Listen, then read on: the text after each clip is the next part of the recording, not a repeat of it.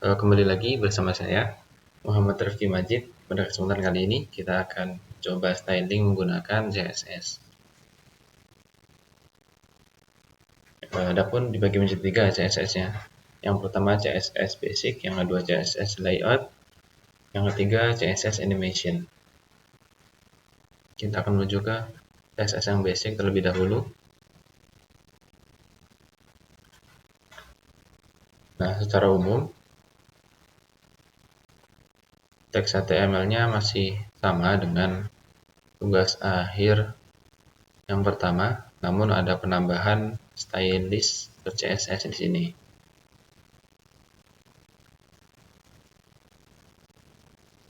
Nah, pada bagian atas merupakan deklarasi dokumen, yaitu dokumen HTML. Adapun secara umum, HTML ini diapit oleh tag HTML dan juga diakhiri dengan tag HTML. Kemudian secara umum ada dua bagian pada tag HTML, ada head dan juga ada body. Pada head kita akan menemukan sebuah title yang akan muncul pada bagian tab dengan nama Muhammad Rifki Majid Profiles. Kemudian kita ada styling yang terkoneksi dengan stylist.css. Kita lanjut pada bagian body. Kita membagi menjadi beberapa divisi pada bagian class page. Di dalam class page, kita membagi menjadi dua divisi. Divisi yang pertama dengan nama class profile, yang kedua divisi kelas dengan nama description. Nah, di divisi profile kita memunculkan nama, foto, dan juga link GitHub. Yang mana link GitHub ini dapat berpindah apabila kita mengklik foto yang ada pada halaman. Kemudian pada bagian bawah dari nama ada Student in University of Lampung. Lanjut pada bagian divisi of description, ada beberapa list yang memunculkan NPM, program studi, jurusan, dan email milik pribadi. Kemudian pada bagian bawah list terdapat paragraf yang berisikan pengalaman beberapa tahun dari saya sendiri. Kemudian pada bagian bawahnya ada table, yang mana table tersebut berisikan pengalaman organisasi saya beberapa tahun ke belakang. Kemudian kita lanjut pada bagian stylist atau bagian CSS. Nah, secara umum ini pada bagian body kita kasih marginnya 0, kemudian kasih font family-nya sans serif, font size 14 pixel, kemudian box sizing border box. Nah, secara umum tag body ini yang di styling akan memunculkan pada bagian halaman secara keseluruhan atau secara utuh. Nah, adapun pada bagian bawah ini yang memiliki misalkan nih titik page ini merupakan deklarasi kelas. Jadi kita men-styling pada spesifik kelasnya tersebut. Nah, jika kelasnya ini nggak di styling maka akan kembali ke tag body atau stylingnya akan kembali ke body itu sendiri. Nah, pada class page kita kasih display flex, height, dan sebagainya. Kemudian pada class name juga kita styling yang berbeda. Kemudian pada bagian name H1 kita kasih warna yang lebih gelap daripada name yang H2. Kemudian pada class description kita kasih margin sebelah kirinya 3%. Description margin kanan kita kasih 3% juga. Kemudian untuk profile kita kasih background color berwarna putih dengan tinggi 75% dan lebar 75%. Nah, margin kanan kirinya auto. Jadi apabila kita akan mengecilkan halaman website, maka itu akan otomatis bergeser. Kemudian pada unordered list kita berikan display block, kemudian margin block start mulai dari 1 emphasis, dan berakhir di satu yang pasti juga.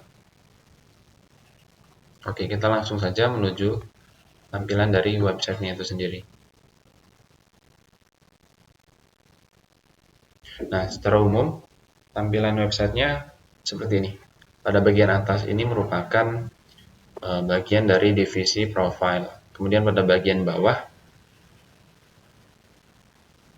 ini merupakan bagian dari divisi description. Nah, tadi kan sudah saya masukkan link GitHub ya. Apabila kita mengklik foto, maka akan langsung terkoneksi dengan GitHub milik saya sendiri.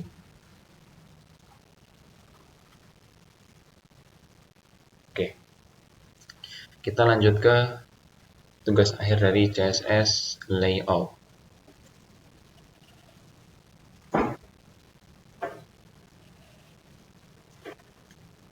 Nah, secara umum tampilan dari HTML-nya sama, hanya ada penambahan pada bagian bawah. Kita kasih divisi yang baru dengan nama kelas grid container, yang mana secara umum gambarannya ini bakalan berisi tentang riwayat pendidikan saya mulai dari SD hingga saat ini. Kemudian kita pada bagian stylist, kita berikan beberapa perbedaan. Pada grid container kita kasih display grid. Kemudian kita pada bagian grid template area, kita berikan 4 buah my area karena pendidikan saya mulai dari SD hingga saat ini berjumlah 4. Kita kasih padding 5 pixel, margin atasnya 10 pixel, 10%, maaf. Kemudian pada grid container divisi, kita kasih background berwarna putih, teksnya rata tengah, kemudian paddingnya 5 pixel dan juga 0, dengan font size 15 pixel.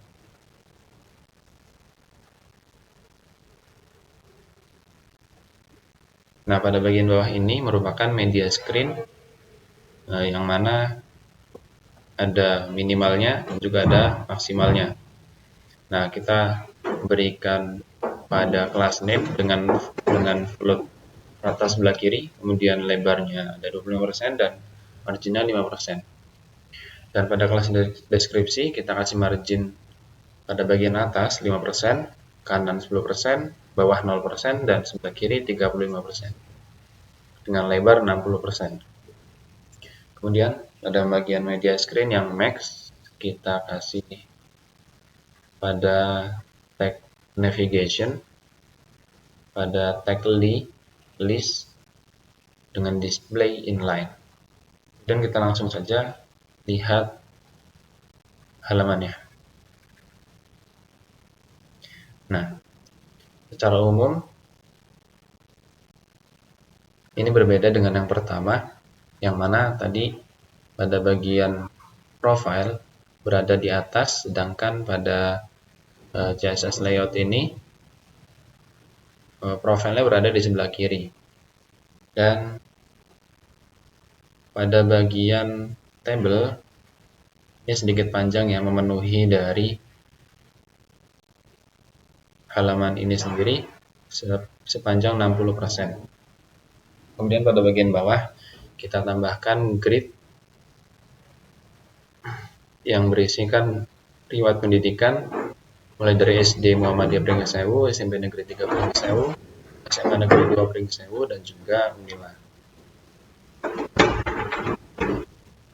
Nah, adapun media screen ini berjalan apabila kita mengecilkan ukuran dari browser tersebut.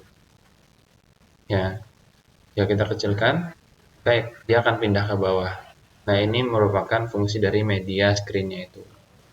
Jadi ketika kita kecilkan, dia posisinya nggak tetap, jadi bisa berubah ke bawah, menyesuaikan dari ukuran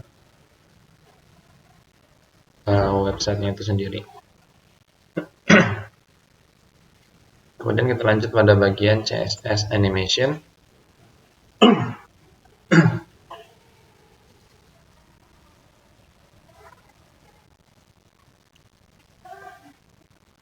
Nah, secara umum kita menggunakan dokumen HTML dengan nama titel animasi kotak bulat. Kita full menggunakan styling dari CSS ya. Dan kita hanya menggunakan tag divisi pada bagian body. Nah, di sini pada bagian divisi kita kasih lebarnya 200 pixel, tingginya 200 pixel. Jadi output yang dihasilkan akan berupa sebuah persegi dengan margin 5%, dan background color berwarna hijau, kemudian posisinya relatif karena posisinya akan berubah-ubah ke kanan dan juga ke kiri. Nah, animation my first 10 second ini merupakan waktu dia bergerak dari posisi 0% hingga 100%. Kemudian di sini ada linear, 5 second, infinite, alternate. Infinite ini gerakannya nggak akan berhenti hingga websitenya ditutup. Kemudian ada keyframe my first pada 0%, jarak dari kiri 0 pixel. Dengan border radius 0%.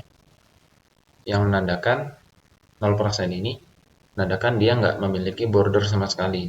Dalam artian dia akan memunculkan gambar berupa persegi. Kemudian semakin ke kanan, kita akan melihat jarak dari kirinya berubah menjadi 500 pixel. Yang mana di sini ada pergerakan dan juga warnanya sedikit lebih cerah.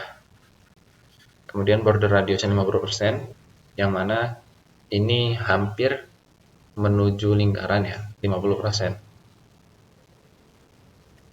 Jadi gambaran umumnya dia persegi namun sudutnya sudah tidak lancip atau tumpul ya. Nah, 50% ini merupakan berupa lingkaran sempurna dengan border radius 100%. Nah, jarak dari kirinya 1000 pixel dengan warna lebih cerah lagi berwarna kuning. Kemudian pada bagian 75% ini kembali lagi seperti settingan 25% menuju ke ukuran persegi.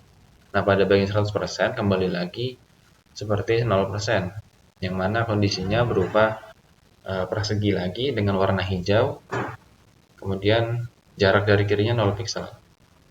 Untuk lebih lanjut kita akan langsung lihat pada bagian websitenya sendiri.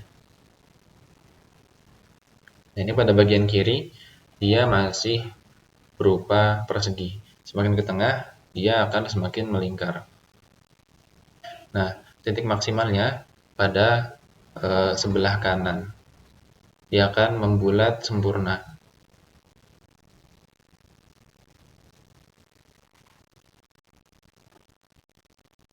Jadi posisi awalnya ini pada bagian ini itu 0%. Nah, pada bagian tengah 25%.